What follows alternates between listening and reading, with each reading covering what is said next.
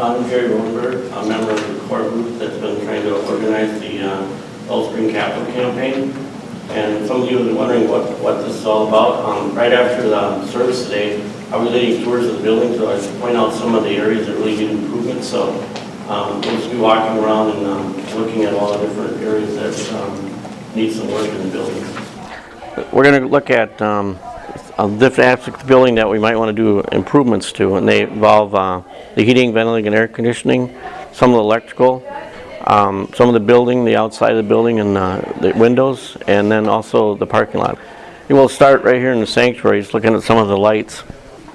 Each one of these squares has 2 8-foot or 4-foot fluorescent tubes around them to light them up. So there's like over 100 4-foot fluorescent light tubes up there. And so one of the things that we do is to improve the efficiency of that by maybe putting in LED bulbs, or at least kind of making them all work, because right now some of the ballasts don't work anymore, so you'll see that there's sort of an uneven amount of light up there.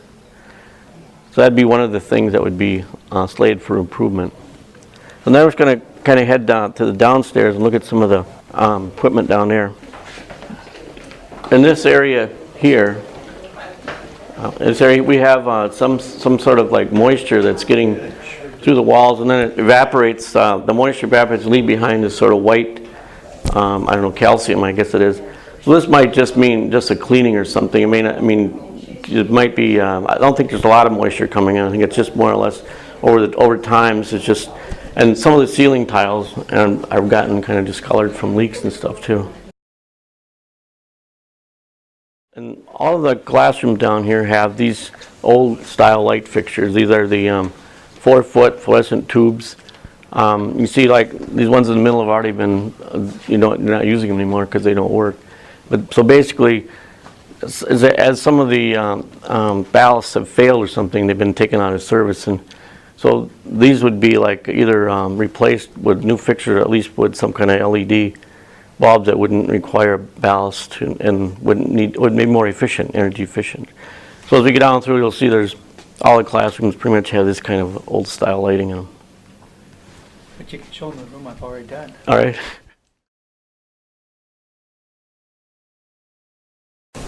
This room, I've converted all the lights in here to LED, and taken all the ballast. We need some new, whatever they call those shields. Lenses, okay. It's just we need a new lens there, and honestly, I didn't change the one that didn't have any bulbs in it, but everything else in here has been changed to LED, so hopefully we don't have to change a bulb again for as long as we're around. That's the theory. So. But they're just so much more expensive. Is that the? Well, when you look to replace a ballast is almost $28, and you can buy the 2 bulbs for about $32. Okay. And you take the fluorescent tubes, are like $2.50 a piece, $3 a piece when you buy those in bulk. And you buy 2 fluorescent bulbs and a ballast to replace something. You can put 2 LEDs in, and then it's just a matter of taking everything out and rewiring it, and you can put in the LED bulbs. And we've done that, and I think I've got another 25 bulbs that I can change yet that I've already bought for the church. So we're working on it. So we might be able to get some, not have to replace everything, but but just replacing the bulb in some cases. So we're going to take a look at the fluorescent air conditioners now.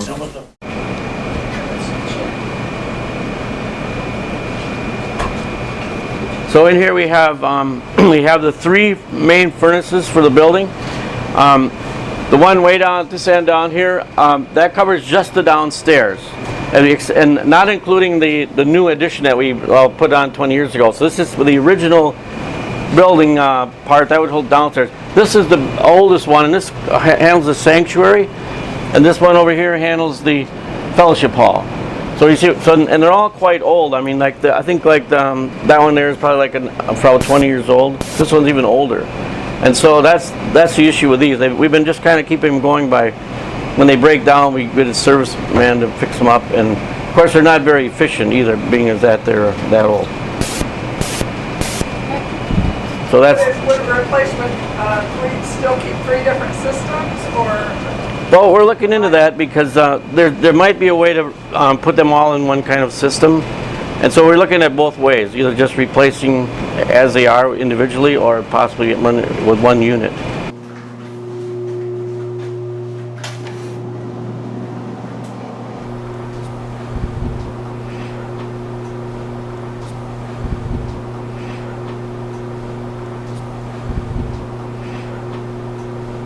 So that's the other furnace, that's the 4th furnace. That handles this classroom here, and then above us it handles the pastor's office and the multipurpose room. And they work off of one furnace, and they have kind of a damper control system that I can see the dampers up here, motorized dampers, so that it tries to keep the temperature the same in the set point in both areas, but sometimes it doesn't always work too well because it's kind of a system that really, you have to almost have the temperature the same. You can't really have real different temperatures, otherwise it doesn't work very well.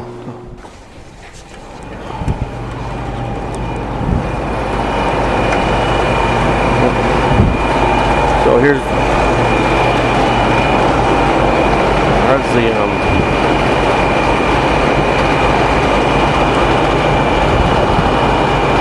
so these are quite old, as you can see, and so again, we'd like to replace these old air conditioning units. If you just take a look at them, you'll see that they're quite old units that are not very efficient. These 2 are for the fellowship hall and the fellowship and the sanctuary. Right, right. These are the 2 air conditioners for that area of the church. So now we're going to kind of look at the outside of the church. You'll see that there's some problems with our siding. It needs painting, and some of our windows. You'll see here our windows are, this is an example that kind of shows some rot in the windows. This one, you can really see this one close, but they're all kind of aged like that, and so some of it would be to replace some of these old windows. And look at the siding, you'll see that there's places where it's been eaten out by the birds, and Bill and I tried to repair it with some foam, and we're going to have to, do something more better than just putting foam in there. It's, that's where and then for some reason the birds, I must be finding something to eat in there, and they're picking at it in places. And you can see it's been repaired sometimes before. And also these windows, this is looking at now the outside of the multi-purpose room, and the window on the right was replaced about a year ago because it was so rotten it fell out. Now this one, it doesn't look that rotten, but it's probably the same age, so that'd be another thing, would be replacing some of these old windows. If this is all wood siding and the windows rotted out and the siding's the same age, once they start repairing that, could all this wood be rotting under here? I don't know. I guess see that's what we have. We have this report from Growth Engineering. I don't really know how they would fix this exactly. If you could just put new siding on, I don't think the structure is rotten. I think it's just the siding. I think. Correct. I think one of the things was that we're planning on painting it, but the great dilemma is we have to determine what the woodpecker hold, and we have to determine if we paint it, will that solve the problem? We're a little concerned that it may not solve the problem. Right. We need to probably do a little bit more investigation on it. I think it's more than just paint though. Right. It's like a seal. And this is what we've been doing for the humidity downstairs. Because there's no air conditioner, we just have this one big dehumidifier, and then see the water dripping. That's just pulling out the humidity from the downstairs area. And here you get a little closer view of the windows. That's Chris's office, and that's a multi-purpose room, and you can see some of the deterioration of around the windows.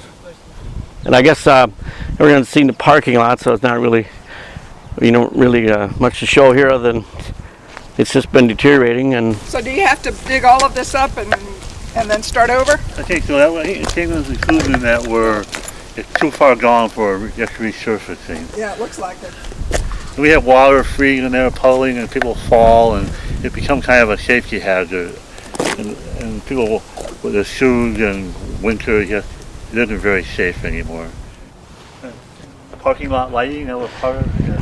oh yeah, the parking lot lighting. Well, we have just 2 lights now, one there and one there. And these on the side of the building. But we had kind of a fight with the city to get this to be correct. And I guess it's not really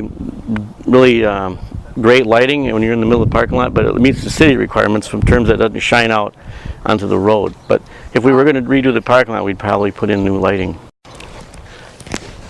The other thing, we're going back inside. The bathrooms on the first level. There's been some work done to the women's bathroom to try to make it somewhat handicapped accessible, but it doesn't meet all the city codes. But it's sort of functional. But in the men's bathroom is, well, it really needs just a painting and stuff like that to look at. I don't know if you wanted to look at it, if you've already maybe seen that, but that would be another thing. We'd hope to make some improvements there. Although to actually make them fully handicapped accessible would be probably we'd have to take up some space. We'd have to, sacrifice an office or something to get more space. Yeah, you would. Office or workroom, right? Yeah. One of the- So I don't know if that's really in the picture, but at least we could make them look a little bit more nice to look at.